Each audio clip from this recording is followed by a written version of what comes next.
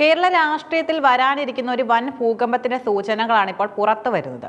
Jose K മാണിയുടെ നേതൃത്വത്തിലുള്ള Kerala Congress LDF വിട്ട് UDFിലേക്ക് മടങ്ങുന്നത് കേവലം ഒരു രാഷ്ട്രീയ കൂടുമാറ്റമല്ല, മറിച്ച് കേരളത്തിലെ സാമുദായിക രാഷ്ട്രീയ ധ്രുവീകരണത്തിൽ സംഭവിക്കാൻ പോകുന്ന വൻ മാറ്റങ്ങളുടെ തുടക്കമാണ്. കേരളത്തിന്റെ രാഷ്ട്രീയ ഭൂപടത്തിൽ മധ്യ തിരുവിതാംകൂറിന് എന്നും നിർണായക സ്ഥാനമുണ്ട്. അവിടെ വിജയപരാജയങ്ങൾ നിശ്ചയിക്കുന്നത് റബ്ബർ വിലയും കത്തോലിക്ക സഭയുടെ നിലപാടുകളുമാണ്. കഴിഞ്ഞ നിയമസഭാ തിരഞ്ഞെടുപ്പിൽ LDF ഭരണ തുടർച്ച നേടിയപ്പോൾ അതിൽ നിർണായകമായത് ജോസ് കെ മാണി ഇടതുപക്ഷത്തേക്ക് ചേക്കേറിയതായിരുന്നു. എന്നാൽ കാലം മാറുകയാണ്. ഭരണവിരുദ്ധ വികാരവും സഭയുടെ താല്പര്യങ്ങളും മുൻനിർത്തി ജോസ് കെ മാണി വീണ്ടും UDFിലേക്ക് മടങ്ങാൻ തയ്യാറെടുക്കുന്നുവെന്ന വാർത്തകൾ കേരള രാഷ്ട്രീയത്തെ ചൂടുപിടിപ്പിക്കുകയാണ്. ഈ നീക്കത്തിന് പിന്നിൽ ഏറ്റവും വലിയ ശക്തി കത്തോലിക്ക സഭയാണ്. സഭയെ സംബന്ധിച്ചിടത്തോളം ഇടതുപക്ഷ സർക്കാർ പലപ്പോഴും തങ്ങളുടെ താല്പര്യങ്ങൾക്ക് വിരുദ്ധമായി പ്രവർത്തിക്കുന്നു എന്നൊരു ചിന്താഗതി നിലനിൽക്കുന്നുണ്ട്. പ്രത്യേകിച്ചും വഖഫ് ബോർഡ് വിഷയങ്ങൾ, വിദ്യാഭ്യാസ നയങ്ങൾ, വിഴിഞ്ഞം സമരം തുടങ്ങിയവയിൽ സർക്കാരിന്റെ നിലപാടുകൾ സഭയെ അസ്വസ്ഥമാക്കിയിരുന്നു. സഭ പ്രധാനമായും 3 വാദങ്ങളാണ് ഉയർത്തുന്നത്. അതിലൊന്നാമത്തേത് ക്രിസ്ത്യൻ ബാലൻസ്. UDFിൽ മുസ്ലിം ലീഗിന്റെ സ്വാധീനം വർദ്ധിക്കുന്നത് ഹൈന്ദവ ക്രൈസ്തവ വോട്ടുകൾ BJPയിലേക്ക് ഒഴുകാൻ കാരണമാകുന്നുവെന്ന് സഭ വിലയിരുത്തുന്നു. ജോസ് കെ മാണി തിരിച്ചെത്തിയാൽ മുന്നണിയിൽ ശക്തമായൊരു ക്രൈസ്തവ മുഖം ഉണ്ടാവുകയും അധികാര കേന്ദ്രങ്ങളിൽ ക്രിസ്ത്യൻ പ്രാതിനിധ്യം ഉറപ്പാക്കാൻ കഴിയുകയും ചെയ്യും. രണ്ടാമത്തേത് BJPയുടെ വളർച്ച തടയൽ. മധ്യ തിരുവിതാംകൂറിലെ ക്രൈസ്തവ വോട്ടുകൾ ലക്ഷ്യമിട്ട് BJP നടത്തുന്ന നീക്കങ്ങൾ സഭയെ ആശങ്കപ്പെടുത്തുന്നുണ്ട്. കോൺഗ്രസ് ദുർബലമായാൽ ക്രൈസ്തവർ BJPയിലേക്ക് പോകുന്നത് തടയാൻ ജോസ് കെ മാണിയെ പോലൊരു നേതാവ് UDFിൽ ഉണ്ടാകണമെന്നാണ് സഭയുടെ നിലപാട്. മൂന്നാമത്തേത് ഭരണത്തിലെ സ്വാധീനമാണ്. അടുത്ത തിരഞ്ഞെടുപ്പിൽ UDF അധികാരത്തിൽ വരുമെന്ന കണക്കുകൂട്ടലിലാണ് സഭ. ആ സർക്കാരിൽ സഭയ്ക്ക് വിശ്വസ്തനായ ഒരു നേതാവ് മുൻനിരയിൽ ഉണ്ടാവേണ്ടത് സഭയുടെ നിലനിൽപ്പിനും അത്യാവശ്യമാണ്. ജോസ് കെ മാണിയുടെ തിരിച്ചുവരവിനെ ഏറ്റവും കൂടുതൽ സ്വാഗതം ചെയ്യുന്നത് മുസ്ലിം ലീഗ് ആണ് എന്നത് പലരെയും അമ്പരപ്പിച്ചേക്കാം. എന്നാൽ അതിന് പിന്നിൽ കൃത്യമായ തന്ത്രങ്ങളുണ്ട്. UDF എന്നാൽ ലീഗിന്റെ നിയന്ത്രണത്തിലുള്ള മുന്നണിയാണെന്ന BJPയുടെയും LDFന്റെയും പ്രചാരണം ക്രൈസ്തവർക്കിടയിൽ ലീഗിനെ കുറിച്ച് അവമതിപ്പുണ്ടാക്കിയിട്ടുമുണ്ട്.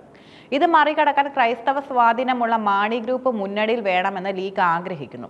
ലീഗിന്റെ ഏറ്റവും വലിയ നീക്കം തിരുവമ്പാടി സീറ്റ് വിട്ടു നൽകാൻ തയ്യാറായതാണ്. മലബാറിലെ കുടിയേറ്റ മേഖലകളിൽ സ്വാധീനമുണ്ടാക്കാൻ ജോസ് കെ മാണിക്ക് ഇത് വലിയ അവസരമാകും. തങ്ങളുടെ ഒരു സിറ്റിംഗ് സീറ്റ് വിട്ടുകൊടുത്തും ജോസ് കെ മാണിയെ തിരികെ കൊണ്ടുവരുന്നത് വഴി മുന്നണിയുടെ ഐക്യം ഉറപ്പാക്കാനും ഭൂരിപക്ഷ സമുദായങ്ങൾക്കിടയിലുള്ള തങ്ങളുടെ പ്രതിച്ഛായ മെച്ചപ്പെടുത്താനും ലീഗ് ലക്ഷ്യമിടുന്നു. പുറമേക്ക് ശുഭകരമെന്ന് തോന്നാമെങ്കിലും ജോസ് കെ മാണിയുടെ പാർട്ടിക്കുള്ളിൽ പുകച്ചിൽ ശക്തമാണ്. 2 പ്രധാന വിഭാഗങ്ങളാണ് ഇപ്പോൾ പാർട്ടിയിലുള്ളത്. മന്ത്രി റോഷി അഗസ്റ്റിൻ MLA, പ്രമോദ് നാരായണൻ എന്നിവർക്ക് ഇടതുപക്ഷം വിടുന്നതിനോട് വലിയ താല്പര്യമില്ല. ജലവിഭവ വകുപ്പ് കൈകാര്യം ചെയ്യുന്ന റോഷി അഗസ്റ്റിന് ഭരണത്തിന്റെ ആനുകൂല്യങ്ങളും വികസന പ്രവർത്തനങ്ങളും ഉപേക്ഷിച്ച് പ്രതിപക്ഷത്തേക്ക് പോകുന്നത് ആത്മഹത്യാപരമാണെന്നാണ് തോന്നുന്നത്.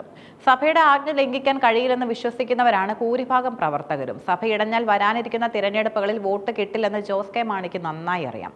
N. ജയരാജ് MLAയുടെ നിലപാടും ഈ ഘട്ടത്തിൽ നിർണായകമാണ്. പാർട്ടിക്കുള്ളിൽ ഒരു പിളർപ്പ് ഒഴിവാക്കി എല്ലാവരെയും UDFിൽ എത്തിക്കുക എന്നത് ജോസ് കെ മാണിക്ക് വലിയ വെല്ലുവിളിയാണ്. ജോസ് കെ മാണി വന്നാൽ ഏറ്റവും കൂടുതൽ നഷ്ടം സംഭവിക്കുന്നത് PJ ജോസഫിനാണ്. നിലവിൽ UDFിലെ യഥാർത്ഥ കേരള കോൺഗ്രസ് താനാണെന്ന് അവകാശപ്പെടുന്ന ജോസ് കെ മാണി വരുന്നതോടെ സീറ്റ് വിഭജനത്തിൽ വലിയ വിട്ടുവീഴ്ചകൾ ചെയ്യേണ്ടി വരും. കോട്ടയം, ഇടുക്കി മേഖലകളിൽ ജോസ് വിഭാഗത്തിന് സീറ്റ് നൽകുമ്പോൾ ജോസഫ് ഗ്രൂപ്പിന് പടിയിറങ്ങേണ്ടി വരും. ഇത് മുന്നണിയിൽ പുതിയൊരു ഗ്രൂപ്പ് പോരിനും വഴിവെക്കും. കോട്ടയത്തെ കോൺഗ്രസ് നേതാക്കളും ഈ നീക്കത്തിനെതിരാണ്. ജോസ് പോയതോടെ കോട്ടയത്ത് കോൺഗ്രസ് പിടിച്ചെടുത്ത മേധാവിത്വം നഷ്ടപ്പെടുമെന്ന് തിരുവഞ്ചൂർ രാധാകൃഷ്ണൻ ഉൾപ്പെടെയുള്ള നേതാക്കൾ ഭയപ്പെടുന്നു. അടുത്ത നിയമസഭയിൽ സീറ്റ് കാത്തിരിക്കുന്ന പല കോൺഗ്രസ് യുവ നേതാക്കളും ജോസിന്റെ വരവിനെ ഉള്ളാലെ ഭയപ്പെടുന്നുണ്ട്. പ്രതിപക്ഷ നേതാവ് VD സതീശനെ സംബന്ധിച്ചിടത്തോളം അടുത്ത നിയമസഭാ തിരഞ്ഞെടുപ്പ് ജീവൻ മരണ പോരാട്ടമാണ്. മധ്യ തിരുവിതാംകൂറിൽ ക്രിസ്ത്യൻ വോട്ടുകൾ ഏകീകരിക്കാതെ അധികാരം പിടിക്കാൻ കഴിയില്ലെന്ന് അദ്ദേഹം തിരിച്ചറിയുന്നു. 2021 തിരഞ്ഞെടുപ്പിൽ UDFിനെ ഏറ്റ പ്രഹരത്തിന് കാരണം മാണി ഗ്രൂപ്പിന്റെ അഭാവമാണെന്ന് അദ്ദേഹം ഉറച്ചു വിശ്വസിക്കുന്നുണ്ട്. അതുകൊണ്ട് തന്നെ കോൺഗ്രസിനുള്ളിലെ എതിർപ്പുകൾ അവഗണിച്ച് ജോസിനെ കൊണ്ടുവരാൻ സതീശൻ ശക്തമായ പിന്തുണ നൽകും. കേരളത്തിലെ രാഷ്ട്രീയ ചർച്ചകൾക്കപ്പുറം ഡൽഹിയിലും ഇതിനുള്ള കരുനീക്കങ്ങൾ നടക്കുന്നുണ്ട്.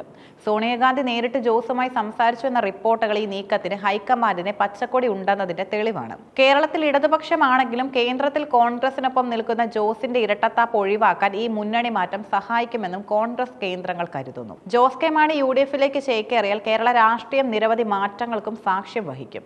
മധ്യ തിരുവിതാംകൂറിൽ ഇടതുപക്ഷത്തിന് ലഭിച്ച ക്രിസ്ത്യൻ വോട്ട് ബാങ്ക് തകരും. ഇത് വരാനിരിക്കുന്ന ഉപതെരഞ്ഞെടുപ്പുകളിലും പൊതു തിരഞ്ഞെടുപ്പുകളിലും LDFന് വലിയ വലിയ തിരിച്ചടിയാകും.